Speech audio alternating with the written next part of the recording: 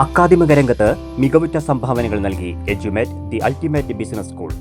ആയിരങ്ങൾക്ക് ഉന്നത വിദ്യാഭ്യാസം നേടാൻ തണലൊരുക്കിയ വിദ്യാഭ്യാസ സ്ഥാപനം പ്രവർത്തന വഴിയിൽ പുതിയ ചുവടുവെച്ചു.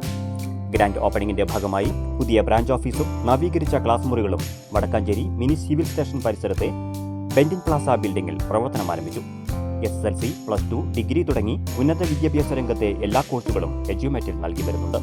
പാതി വഴിയിൽ പഠനം നിർത്തിയവർക്ക് പുതിയ തുടക്കത്തിനുള്ള സുവർണാവസരവും എഡ്യൂമേറ്റ് നൽകി വരുന്നു. പുതിയ സ്ഥാപനത്തിന്റെ ഉദ്ഘാടനം റിട്ടയർഡ് DYSP KV കൊച്ചുമോൻ നിർവഹിച്ചു.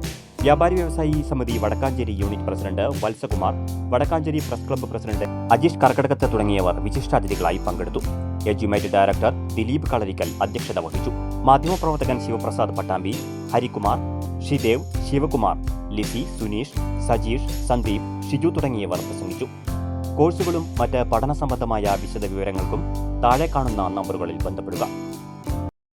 മേഖലകളിലേക്ക് വളർത്തിക്കൊണ്ടുവരേണ്ടത് വിദ്യാഭ്യാസ സ്ഥാപനത്തിൻ്റെ ആവശ്യം തന്നെയാണ്.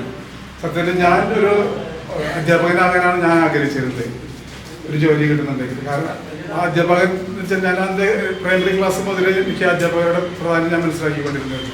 ആ അധ്യാപനമാണ് എന്നെ ഇവിടേക്കെത്തിച്ചത്. അപ്പോൾ അതുകൊണ്ട് നല്ലൊരു ജനങ്ങളെ വാർത്തെടുക്കുന്നതിന് വേണ്ടിയിട്ടുള്ള കുട്ടികളെ അതിനുവേണ്ടി പ്രാപ്തരാക്കുന്ന അത്തരമൊരു സ്ഥാപനം കാലങ്ങളായി അദ്ദേഹം തുടങ്ങിയിട്ടുള്ളതാണെങ്കിലും കാലഘട്ടത്തിനനുസരിച്ചുള്ള മേഖലകളിൽ വികസിക്കുന്നതിന് വേണ്ടിയിട്ടുള്ള പലതരത്തിലുള്ള വിദ്യാഭ്യാസ സംവിധാനങ്ങളും വിദ്യാഭ്യാസം എന്നുള്ളത് നമുക്കൊരു ജോലി കണ്ടെത്തുന്നതിനും നമുക്ക് വരുമാനം കണ്ടെത്തുന്നതിനും വേണ്ടിയുള്ള ഒരു അടിസ്ഥാന ഘടകം കൂടിയാണ്. അപ്പം അതുകൊണ്ട് ഈ സ്ഥാപനവും എല്ലാ വിധത്തിലും കുട്ടികളെ ഇവിടെ വരുന്ന എല്ലാവരെയും സാംസ്കാരികമായും സാമ്പത്തികമായും ഉയരുന്നതിന് വേണ്ടിയിട്ടുള്ള എല്ലാവിധ നിർദ്ദേശങ്ങളും എല്ലാം ഇവിടെ നിന്ന് ലഭിക്കുമെന്നും അത് ലഭിക്കാനുള്ള കൊടുക്കുന്നതിന് വേണ്ടിയിട്ടുള്ള സാഹചര്യം ഇദ്ദേഹം ഒരുക്കുമെന്നും പ്രതീക്ഷിച്ചുകൊണ്ടും ആശംസിച്ചുകൊണ്ടും